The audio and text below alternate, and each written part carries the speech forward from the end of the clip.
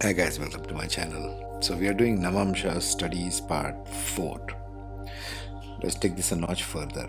Okay, you are an individual and you have a Navamsha of your own. Now your spouse is an individual and she has a Navamsha of her own. I want you to play this game with me. Can you look at your Navamsha chart and see how your spouse sees your marriage from her eyes? We are taking her in this case. We are taking you as the husband, okay? So if you are the husband, can your wife perceive the way how her marriage works in all areas of her life and all the relations, the in-laws, the properties, the relationship, how you feel about the relationship and so on? Let's see. So now we will look at the Navamsha chart, not the birth chart, the Navamsha chart. And from the Navamsha chart, we'll put 7th house as the first house and take it reverse in a counterclockwise direction. Let's jump right into it because it's a little detail. So there you have the Navamsha chart. Okay, this one is a blank Navamsha chart. And I want you to start paying attention to the bubble, the number in the bubble, and consider that as the house numbers. This is a Navamsha chart of you, and we'll consider this a man's Navamsha chart just for the sake of this example. So the 7th house represents the spouse, the woman. This is the Kama house. So we'll consider that as the first house and revisit every one of these houses, go right up till the 12th house from the 7th house, which in this case happens to be your 6th house. This will be a little brain spinner, okay? Be with me here.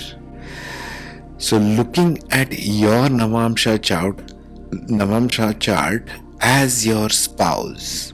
So we will look at your Navamsha chart from 7th house going counterclockwise, what each house represents, okay, within the context of relationship of a married life, because Navamsha represents the married life. Yes? So let's go. So there you go. We'll start with the first house. First house in this case being the man's 7th house in the Navamsha chart. What does it represent? Let's go house by house. The 7th house in the man's Navamsha chart shows the desire of the spouse from marriage. It shows individuality, unique qualities of the spouse's personality traits, strengths and weaknesses, and overall nature, the physical appearance and attractiveness of the spouse, overall physical attributes, features, the magnetism that can be expected in the spouse. That's what she is looking towards you, Mr. Man, about this. Okay, that's the first house. It keeps getting interesting as we go through the houses. Now the second house, which is in your case the 8th house in a man's Navamsha chart, which is the second house. So always watch the bubbles, the number in the bubbles, not the other numbers. Which is your 8th house in Navamsha, represents financial stability, because second house represents earned money from her perspective. So what she is earned by the spouse after marriage. Okay. The voice, speech of verbal things. Second house is also the house of speech. It's the house of elder siblings, because second house is the house of elder siblings, third house being the house of younger siblings. But now we are talking about elder siblings of the spouse. That means siblings-in-law. That means her brothers and sisters, her elder brothers and sisters. Family inheritance and potential of influence of the spouse family on financial matters and alignment of values and beliefs. Second house also stands for family values, family belief systems, because what you're born into. But now we are talking about post-marriage, so this becomes all about spouse's house. Okay, let's go to the third house.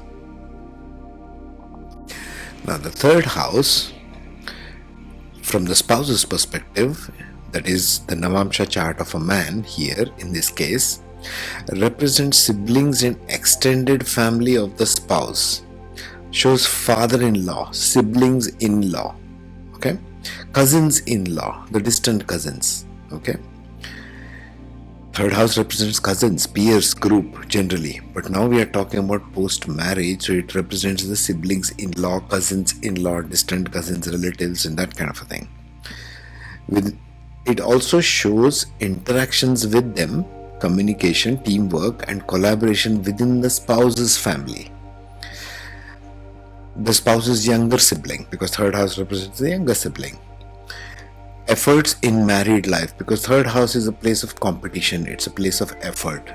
It's where you have compete with your peers in your school, college normally, right? So this is coming from the third house of the spouse. So it represents everything within the context of marriage now. So that's what we are looking at.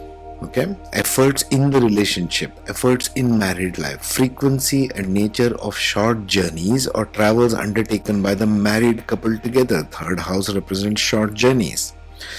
It represents activities like weekend getaways, small trips or outings, like going out of town for a resort, just chill over the weekend. Spouse's assertiveness, okay, the way she perceives this man to be assertive or not is from the 9th house of the man's Navamsha chart. So follow me here carefully.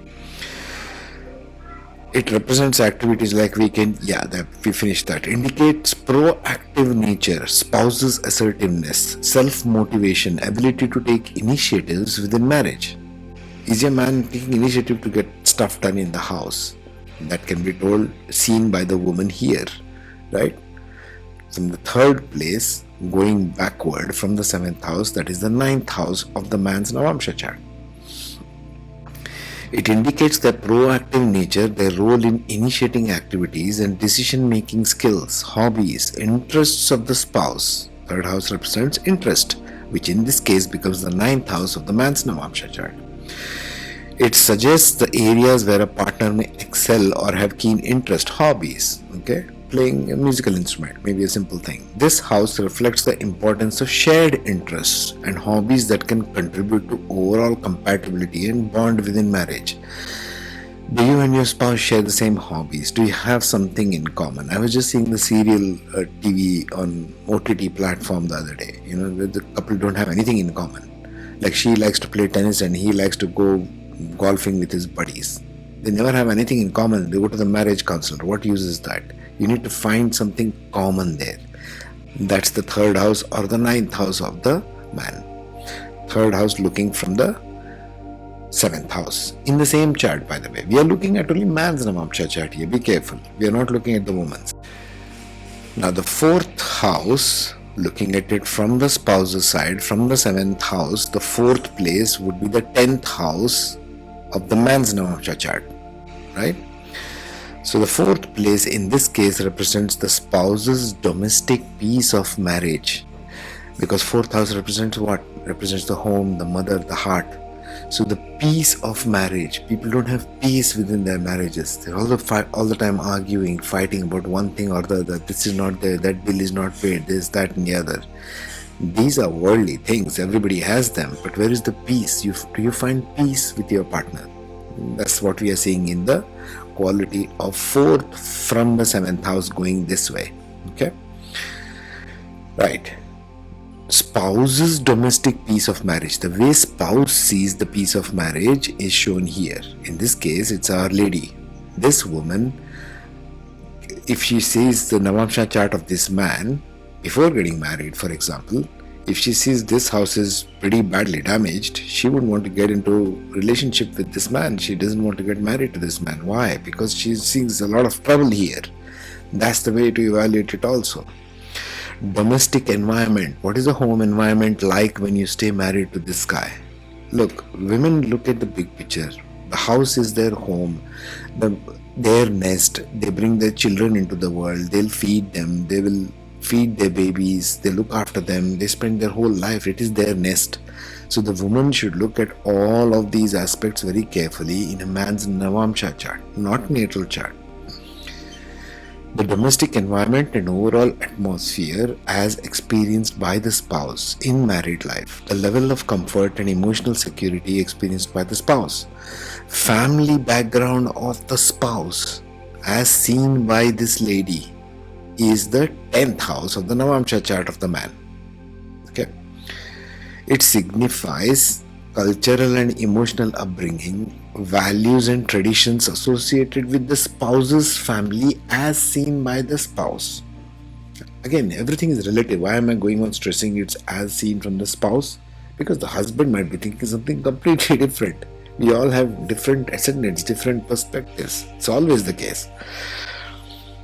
Okay, the shared values is important. It also signifies real estate, property, ancestral and potential involvement of spouse in the matters related to home ownership, property. Fourth house also represents property, land, real estate, etc. Right? It represents the emotional bonding between the couple. Fourth house is the house of the heart. So it's obviously emotional bonding as seen from the spouse's eyes, as seen from her eyes. It signifies the importance of emotional intimacy, support, and nurturing within the relationship. Relationship dynamics between the spouse, their mother, as well as the interaction between the married couple and the spouse's mother-in-law. That is the man's mother. Looking at it from her side, it becomes the mother-in-law. That also is signified by the fourth house. Let's see the fifth house. The fifth house, looking at it from her side, belongs to the 11th house, the opposite side, right? It always goes in reverse direction, so you'll always see opposites here. What is fifth house for him is the 11th house is the fifth house for her, okay? In his Navamsha chart. So what does it represent? Level of romance. Fifth house is traditionally for romance, love, passion. So level of romance, passion, love, enjoyment experienced by the spouse. This house reflects the potential for a joyful romantic connection. This is what all of us look for in a marriage, both the husband and the wife. Experienced by the spouse from the marriage. The ability of the spouse to conceive and have children. Fifth house is the house of children.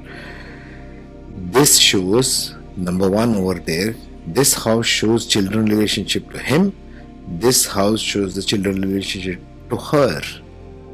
Simple. The ability of the spouse to conceive and have children. It also signifies the role of children in bringing joy and happiness to the spouse. Looking at it from her point of view, we are looking at it from the 7th house, which in this case is a lady. Can be a man also. It also signifies, yes, we finished that, intellectual rapport and compatibility. Intellectual, why? Because 5th house stands for education, creative intelligence, right? House of Leo, creative intelligence. Shared interests and intellectual discussions, mentally stimulating conversations as experienced by the spouse. This is a big thing when we are talking about 2023, alright? Everybody is educated. Everybody has got a smartphone which is changing every 1 year. Everybody has now got artificial intelligence, you name it. So people are exposed to a wide variety of knowledge of all kinds on social media through the internet. Not just on social media, just on the internet. You have even platforms like LinkedIn, for example. You're exposed to a wide variety of knowledge. So your brain has got a lot of creative intelligence input, both the man and the woman. So are you sharing some mental stimulation? Are you having intellectual discussions or not? What the spouse sees will be shown by the planets and the sign represented in the 5th house. We shall take this in a case study. It's too complicated otherwise to analyze this. This house shows the creative intelligence of the spouse. We are talking about the spouse only, or what the spouse experiences with this guy, whose Navamsha it is. It shows the shared experiences of fun, enjoyment, and leisure activities as experienced by the spouse.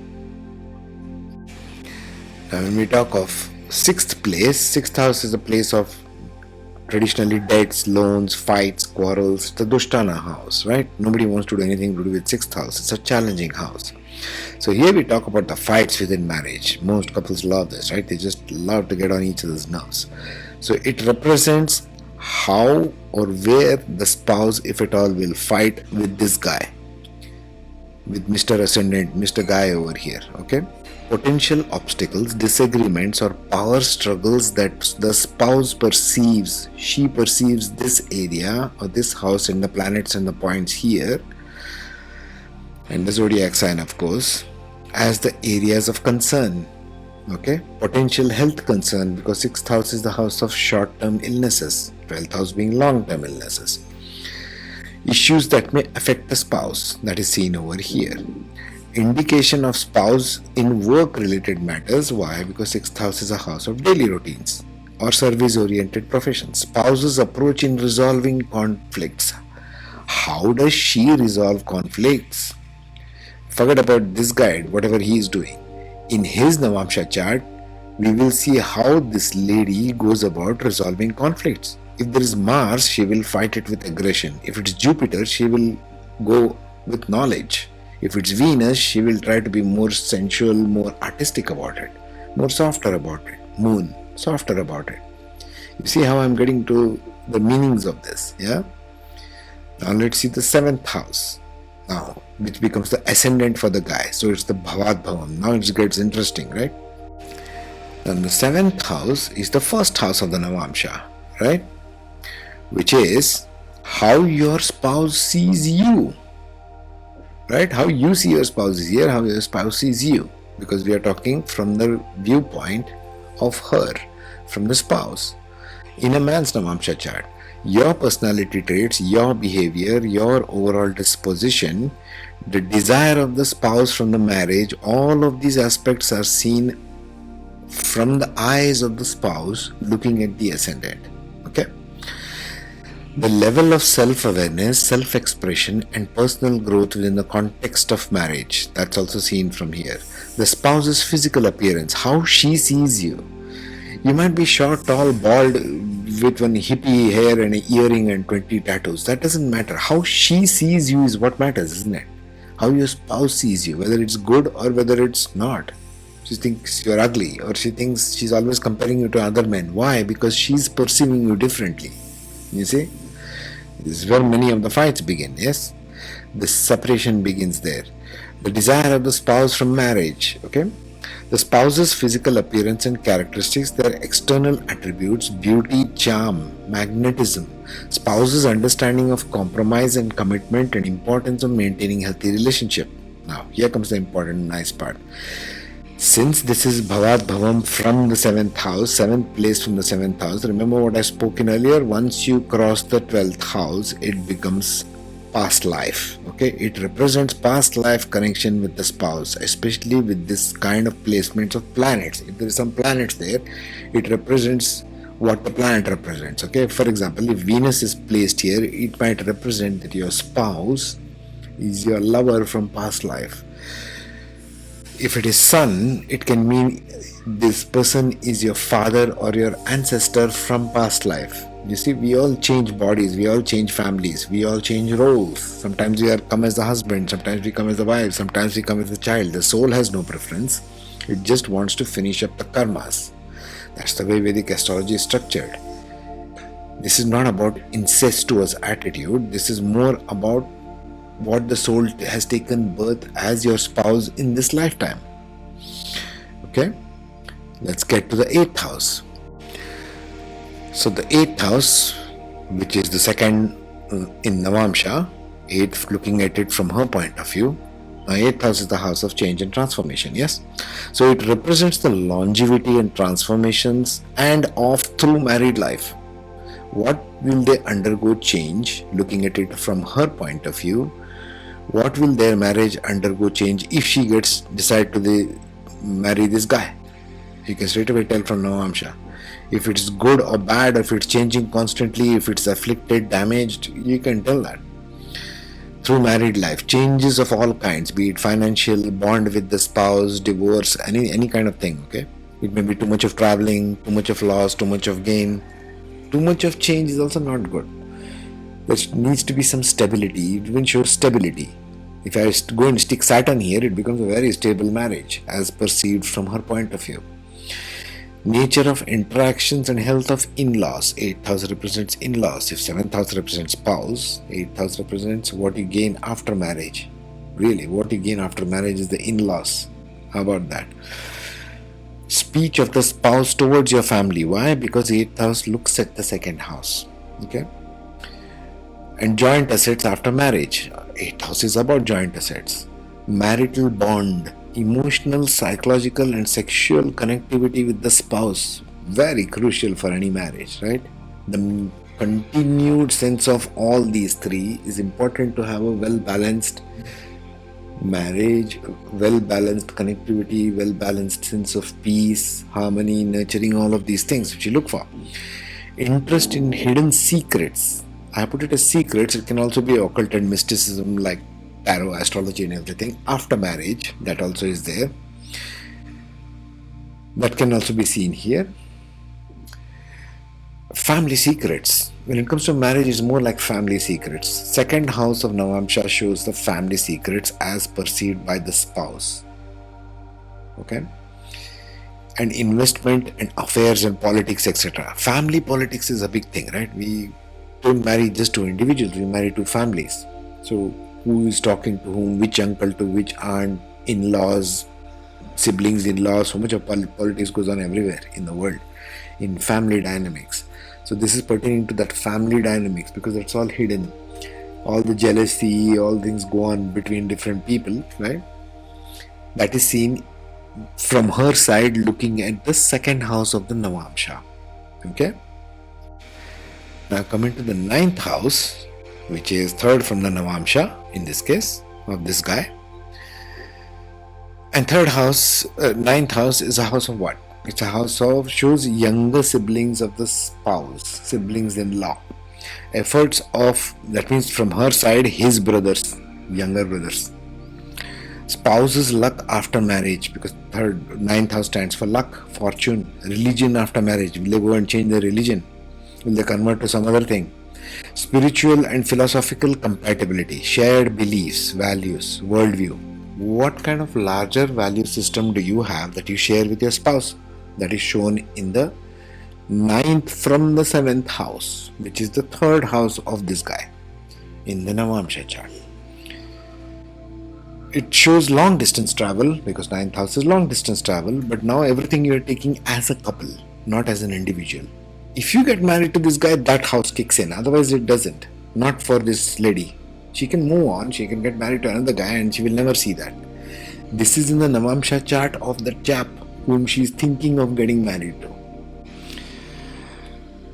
Worldview, shared worldview, long distance travels, foreign country travels, okay? Intellectual compatibility and pursuit of knowledge with spouse. Sometimes couples get together and they study, right? They have a common interest and they study. They continue further studies after marriage. That can also be seen from this house. Good luck and fortune of the spouse. Cultural or religious practices with the spouse, that can also be seen there. Now the 10th house, looking at it from her side, not much of an importance really when it comes to marriage, but there is something called as a reputation of marriage because 10th house is the house of career in the main natal chart, but in Navamsha it becomes a reputation of marriage. What does the society and your friends and relatives see you as a couple? Is this a good couple? Is this I don't like to associate with this couple. Reputation of marriage. Very important in the eastern parts of the world. Not so much, maybe I would think west, I'm not sure. You can tell me in the comments if there is. Career and professional life of the spouse. Because she is looking at his career in the 4th house. Not in the 10th house. He is looking at the 10th house, but she looks at it in the 4th house. In his 4th house, 4th place. Public opinion of marriage, how people see the couple in general. Potential for aligning career aspirations and working together on projects and supporting spouse. That's what becomes of the 4th house of his Navamsha chart, the way she perceives it. Remember this always. Okay, now let's see the 11th house. What does 11th house bring, looking at it from her point of view, which is 5th house for him in his Navamsha chart. Fulfillment of desires within marriage or partnership as felt by the spouse. Because this is a house of gains. 11th house is the fulfillment of long-term desires. It reflects the potential for shared growth and aspirations and mutual satisfaction in achieving them. Now they are a couple. This kicks in for this lady only if she decides to marry this guy. Okay, number 7 over here. If she doesn't, this doesn't kick in for her. So it's all relative. Okay. It reflects the potential for shared goal aspirations and mutual satisfaction of achieving them. Potential for financial gains. 11th house is financial gains, material abundance within marriage. I know a couple here itself in my apartment. Lots of money, lots of things. He's got Jupiter in 11th house. Very, very prosperous. Can't say that much about marriage though.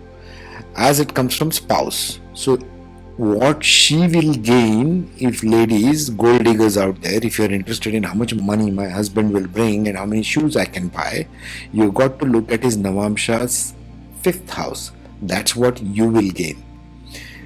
What he gains is in the 11th house in terms of money. What you gain from him might be quite another story. Shared interest, collaboration, teamwork in achieving shared success with the spouse is also seen from his 5th house in the Navamsha chart. Potential for engaging in joint philanthropic endeavors and contributing to society with spouse. How beautiful is that? I wish every couple lives like this. Joint philanthropy means you husband and wife are doing something together for the greater good of the society. Let's say if husband and wife are doctors, they are giving some part of their time to free service, to helping the orphanage or orphan children who don't have medical treatment, that kind of a thing. It can be simple things, right? But jointly, nothing to nurture a relationship better than just such pursuits. I tell you, nothing better than that. Now let's finish up with the 12th house, the house of spirituality. Okay, from her side, looking at it from the house number 7, number 6 of his Navamsha chart becomes the 12th house for her. Spiritual growth, introspection, detachment with spouse. If she's going to get married and get detached to this guy, what's the point in that? It happens though. Many times it happens. They'll be perfectly attached when they are going around, but as soon as you get married, I don't want to do anything to do with this guy. If especially planets like Ketu are sitting here, that's not very good for her. Okay, it cuts off the nature attachment from the spouse itself. Detachment with the spouse, potential for spiritual pursuit, seeking inner peace, connecting with higher realms together with the spouse. Together with the spouse is good. Potential for shared financial losses or expenditures with the spouse. Potential for involvement with foreign individuals, especially if Rahu is sitting here. You see, Rahu, once he sits here, it can be a foreign individual, a foreign spouse. So, need for periodic alone time and retreats with spouse, that would be a good thing. Going on spiritual retreats, I think every spouse should make an effort to do that, to get into some kind of a spiritual ashram of sorts. Whatever resonates with you, it doesn't matter. There are so many good ones these days. Potential for engaging in joint philanthropic endeavors, contributing to society with spouse, because 12th house is a house of, they keep telling house of losses. Look, if you're getting something, you will give it. You're not taking anything away from here once you die, right? It's well-known fact. So what's this thing of losses all the time? I tell you, some of these Indians are so stuck up. I get surprised by that thought. Oh, loss. It's just going away, that's all. Whatever came to you is going away now. Same way your life will someday. How spouse sees sexuality and participates accordingly, because 12th house is also the house of bed pleasures, of sexual participation. Expression of sexual intimacy is what I would call it. I don't necessarily call just putting two bodies together and mashing two body parts is called anything to do with sex. That's just, even animals do it. What is intimacy? Intimacy between the spouse comes from a lot of factors, from the emotional factor, from what their shared interest is, to they like to go do things together, whatever you just spoke of in different houses. So ladies, if you're watching this, I just gave you the lady perspective from a man's Navamsha chart. Make it a point not just to see the astrologer or the man's chart. Make it a point to see his Navamsha chart and go through each one of these houses. And we'll discuss this in the case studies in the coming videos, because then you get a better idea of what I'm talking about. I've got lots of those old charts. Maybe I'll take some couple also. But we will do case studies. And case studies is where things get really interesting of how really it will play out. Case studies of Navamsha chart of individuals and couples. And take a guess at what that might turn out for them like. Okay? Meanwhile, take care, be safe.